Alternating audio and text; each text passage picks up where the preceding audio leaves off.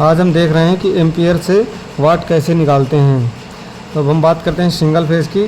तो single phase के लिए इसका एक फार्मूला होता है कि आई वी। अब इसमें हम आई को एम्पियर, जो एम्पियर है उसको हम 1 एम्पियर लेते हैं। यहाँ पर भी हमारा सिंगल फेज़ के लिए तो वोल्टेज हमारा कितना होगा, 220 से 230 होगा, 220 से 230 वोल्ट होगा।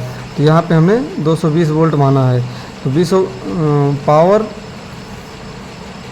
Equal to 1 ampere into 220 volt into P F. 220 अगर 220 वोल्ट निकालेंगे तो 1 वाट में,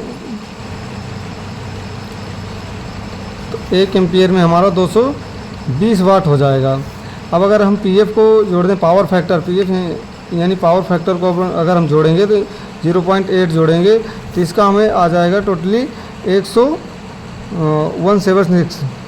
अगर हम 1 एम्पियर लेंगे, फिर इसके बाद 220 वोल्टेज इंटू 0.8, तो हमारा जाके वाट निकलेगा जो वो आएगा 176। अगर हम इसी को यहाँ पे 220 की जगह में 230 कर दें, 220 की जगह में अगर हम 230 कर देंगे तो हमारा आ जाएगा 184।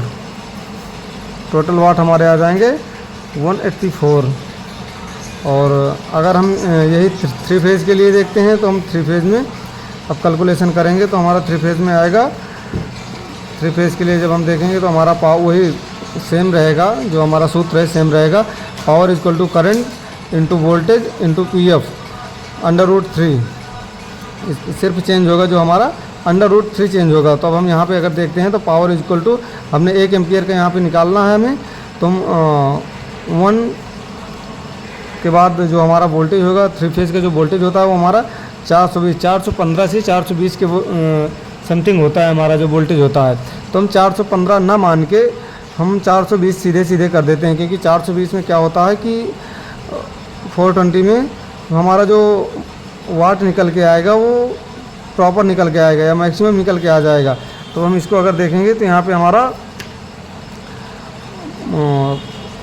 420 के बाद हम करेंगे अपना पीएफ, पावर फैक्टर जो हमारा पीएफ है उसको हम 0.8 से डिवाइड करेंगे। इसके बाद √3 का जो मान आता है वो हमारा 1.732 आ रहा है। तो 3 फेज़ का जो टोटल वाटेज आ रहे हैं, 1 एम्पियर का जो टोटल वाट आ रहा है वो हमारा 581 वाट निकल के आ रहा है।